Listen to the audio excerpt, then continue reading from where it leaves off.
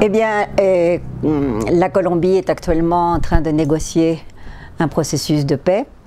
Et ce que j'aurais à dire en relation avec les femmes, c'est que le premier fait qui nous a indignés profondément est que le président de la République colombienne, Santos, quand il a nommé un groupe de négociation, de négociateurs, la première photo qui est apparue, celle d'Oslo, même pas encore à La Havane, mais à Oslo, c'était, et la photo, je la revois tout le temps, et elle reparaît très souvent dans les médias colombiens, ce sont 14 hommes, pas une seule femme. Dans un pays où le conflit armé dure depuis 50 ans, où les premières victimes de ce conflit armé sont les femmes qui supportent la guerre depuis 50 ans. Bien sûr, avec ça, je ne suis pas en train de dire que ce n'est pas douloureux pour les hommes meurent dans les conflits armés, les hommes meurent dans la guerre. Mais les femmes restent avec le poids, avec tout ce que cela signifie, d'avoir souvent 24 heures pour laisser leur village, quand elles sont menacées par les groupes armés, par tous les groupes armés, quand elles ont été maltraitées, quand elles ont été violées, quand elles ont été... Et surtout quand elles doivent vivre un deuil qui se produit en général d'une façon abominable, comme tous les deuils de la guerre. Et donc, c'est une indignation incroyable. Et ça montre encore comment dans ce pays, les femmes sont invisibles, sont transparentes. Elles sont là quand il s'agit du jet set, quand il s'agit de la mode, quand il s'agit du fameux Reinado de Belleza de Carthagène. Et quand il s'agit de toutes ces choses, les femmes sont là, elles sont en première page. Mais dès qu'il s'agit de thèmes sérieux, de thèmes de la vie sociale, de grands thèmes quotidiens, les femmes disparaissent. Et de thèmes politiques, évidemment, les femmes disparaissent. Et là, c'est un exemple absolument incroyable. 14 hommes assis en file comme ça. Et même on voit derrière des têtes aussi. Et la photo, elle est très connue. Il n'y a pas une seule femme. Pas une seule femme. Alors, ceci dit, je crois que c'est une des raisons pour lesquelles on est encore très absente dans ce domaine, et particulièrement quand on parle du conflit armé, quand on parle de ce conflit armé, les femmes ne sont pas là. Les femmes ne sont pas là. Le président vient de nommer, finalement, je crois qu'il a reçu quelques critiques et qu'il a commencé à être un peu sensible, où il s'est aperçu que peut-être ce n'était pas très politique, surtout au moment où il va avoir une seconde élection, où il y a une possible seconde élection du président Santos. Il vient de nommer deux femmes, mais qui arrivent très tard. Olga me demandait si finalement, du côté de la guérilla, c'était mieux. Je dirais qu'ils ont fait attention en tout cas à leur image, parce qu'au début il y avait une femme qui était là sur les photos, si, la fameuse hollandaise, et de temps en temps il y a une femme, mais non plus. C'est toujours les mêmes qui parlent aux médias. Et ce sont toujours les mêmes, et là il n'y a pas de femmes, et on n'entend pas la voix des femmes. Et c'est dommage, parce que vraiment les femmes en Colombie ont beaucoup travaillé sur le conflit armé, elles ont fait des cabildos, je ne sais pas comment on dit, il y a eu des marches, des rassemblements, des marches, il y a eu une constituyente, il y a multiples recherches sur le conflit armé, et je crois que même les femmes victimes commencent à se faire entendre. Bien sûr, il y a encore une impunité impressionnante. Je crois qu'il n'y a pas un seul victimario, un seul victimaire. Bourreau. Il n'y a pas encore bourreau. Il n'y a pas encore un seul bourreau est condamné pour violence sexuelle durant le conflit armé, pour violation, si. Alors que pour viol, oui. Alors que j'aurais dû commencer mon entrevue en expliquant un peu pourquoi j'avais tant de mal à parler français. C'est bête parce que vraiment je suis française, mais tous ces thèmes, je les travaille en espagnol et j'ai beaucoup de mal, c'est vrai, c'est intéressant. Ça devrait être intéressant au niveau linguistique de savoir pourquoi, quand on construit un savoir, dans une autre langue. J'ai du mal à faire des interviews en français. Bon, et reprenons le fil des choses. Le viol, c'est très important ce que tu dis. Oui, le viol, actuellement, on est en train de... Bon, il y a eu des recherches. Je crois que si, aussi grâce au Centre national de mémoire historique, qui vient d'être créé il y a un an et demi par le président Santos, qui est une très très importante initiative. Je crois que travailler sur la mémoire de ces 50 ans, c'est commencer à réparer. Je crois que la mémoire fait partie, enfin c'est ce que je crois, fait partie d'un début de réparation. Et donc dans ce document qui a 400 pages, qui est un document connu ici, qui circule en internet, dans les réseaux internet, et dans ce document il y a un chapitre, il y a plusieurs, on parle souvent des femmes, et il y a un chapitre sur les femmes, et il y a une femme très intéressante, une chercheuse qui s'appelle Martha Bello, qui est de l'Université nationale, qui consacre un chapitre aussi sur le conflit armé et les femmes. Et on est en train de découvrir les milliers de femmes qui ont été violées, comme dans tous les conflits armés du monde. Si? La Colombie n'échappe absolument pas à ce drame. Et je crois que depuis le rapt des Hélènes, et jusqu'à nos jours, en passant par Rwanda, en passant par la Serbie, en passant par la guerre de Yougoslavie, oui, en passant par toutes les guerres, les femmes sont systématiquement violées durant les guerres. Et en Colombie, on est en train de découvrir que ça s'est passé exactement comme ça. On est en train de commencer à découvrir le nombre de femmes qui ont été violées pendant le conflit armé et qui ont été violées par tous les acteurs armés. Et ça, il faut le dire. Hein. C'est pas seulement, c'est surtout les paramilitaires, mais c'est aussi, et bien sûr, la guérilla avec moins de viols, disons, et aussi l'armée colombienne. Tous les acteurs armés violent des femmes pendant la guerre. On pourrait se demander à quoi ça sert, qu'est-ce que ça veut dire. On a dans notre revue, la revue du groupe Femmes et Société de l'Université nationale, on a une revue qui s'appelle En otras palabras, en d'autres termes, et on a travaillé ce sujet. Juanita Barreto, qui est un professeur de l'Université nationale aussi, a travaillé ce sujet. Il y a un très bon article qui essaie de comprendre qu'est-ce que veut dire le viol pendant les conflits armés. Parce que c'est important de comprendre ça. Pourquoi viole-t-on des femmes?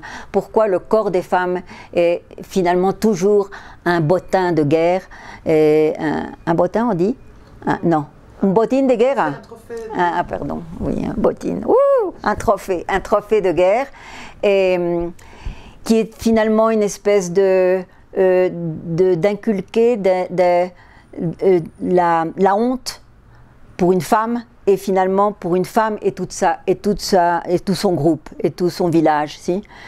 Une honte qui pour cette femme c'est abominable parce qu'elle vit avec ça ensuite. Et parce qu'ensuite, il y a toute la question de l'avortement forcé, de l'avortement choisi, enfin, si elle devient enceinte, bien sûr, mais il y a des centaines et des centaines de cas en Colombie qui ne sont pas résolus, et que maintenant, quand on parle un peu de la réparation, de la justice, de la vérité, etc., c'est un peu, de nouveau, révictimisard c'est une rendre à nouveau victime.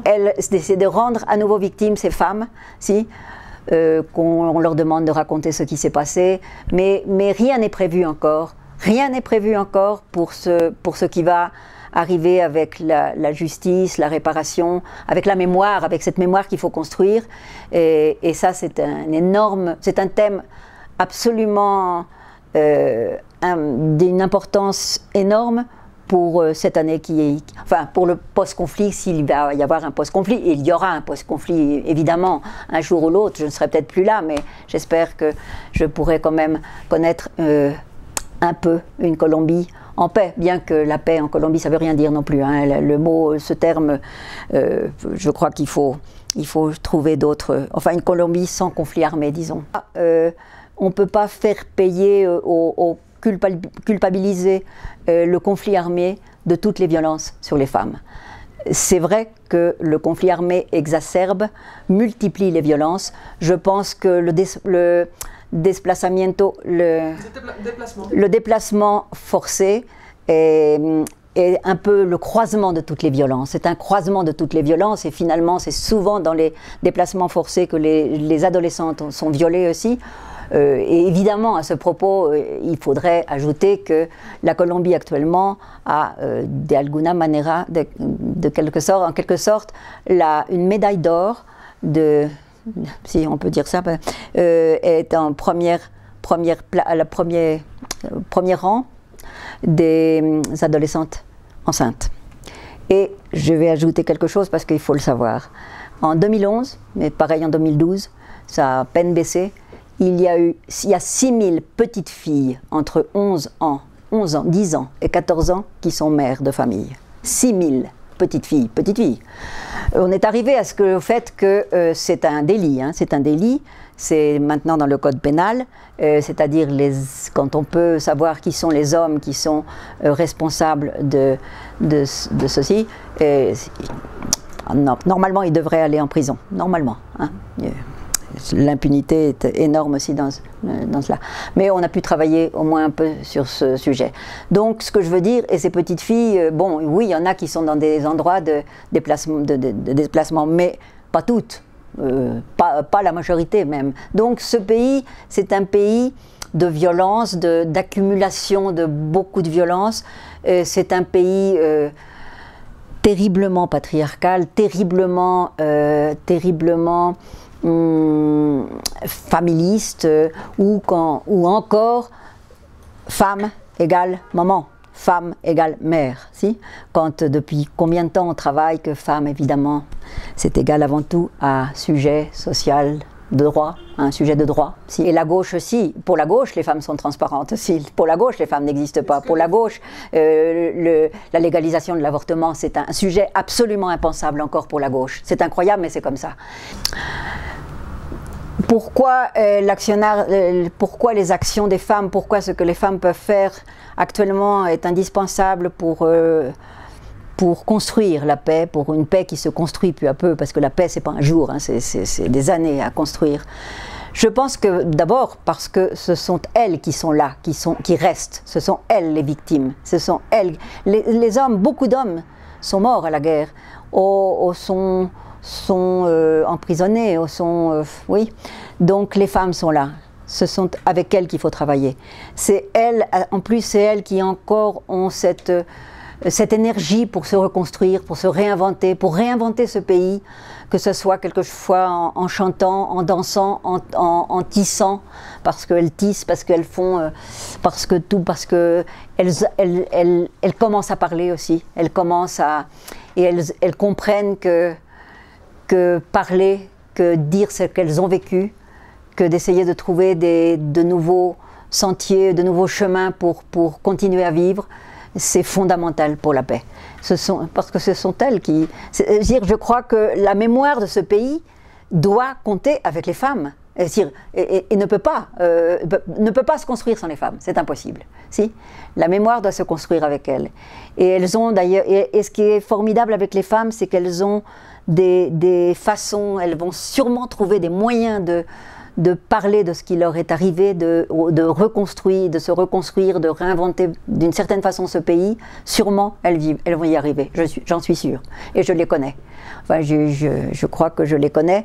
Et en elles, je crois que oui, la paix, reconstruire un pays différent va défendre énormément des possibilités qu'on va leur donner, mais aussi, oui, c'est facile de dire ça, mais il faut aussi que le pays le comprenne, ça. Il faut que le pays le comprenne et que le pays se décide à les écouter, et à les écouter sérieusement, Et c'est pas facile, parce que les hommes de ce pays n'ont absolument pas appris à écouter les femmes. Ils ne savent pas écouter les femmes. C'est eux, c'est les grands maîtres du savoir, les hommes de ce pays. Et c'est très nouveau que les hommes commencent à écouter les femmes. C'est très très nouveau. Et bon, alors voilà, c'est un peu l'espoir qu'on a dans ce pays actuellement. Et bon, j'étais en train de dire que j'espère que qu'en France, vous allez nous aider depuis la France. Et pour les Colombiennes qui sont féministes, además, qui vivent à Paris, il faut qu'elles nous aident. Et je sais qu'elles nous aident énormément. On a des contacts avec elles. Et pour toutes les femmes qui vont être dans ce festival, toutes les femmes qui nous écoutent, la Colombie est en train de traverser un moment compliqué, un moment grave, un moment déterminant. Et où le rôle des femmes est absolument important.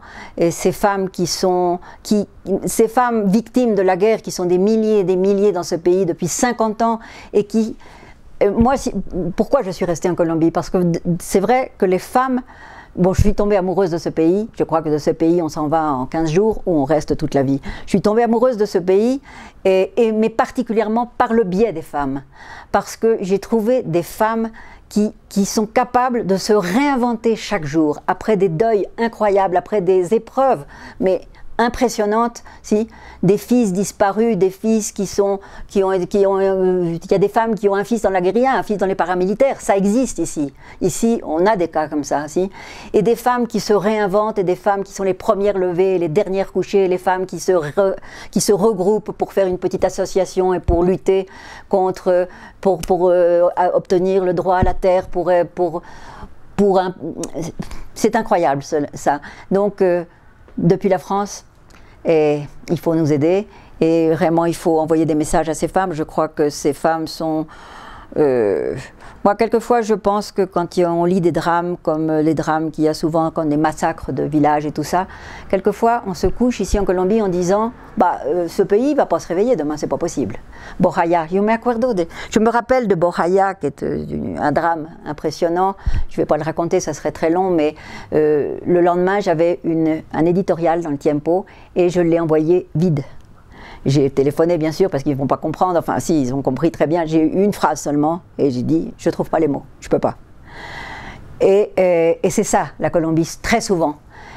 Et bon, mais Borjaya revit actuellement, et grâce aux femmes qui se regroupent, qui font ce que je disais, qui commencent à tisser des mochilas, et qui commencent à se regrouper, et qui font vivre ce pays. Et si le pays se réveille chaque matin, c'est en grande partie grâce aux femmes colombiennes. Merci beaucoup.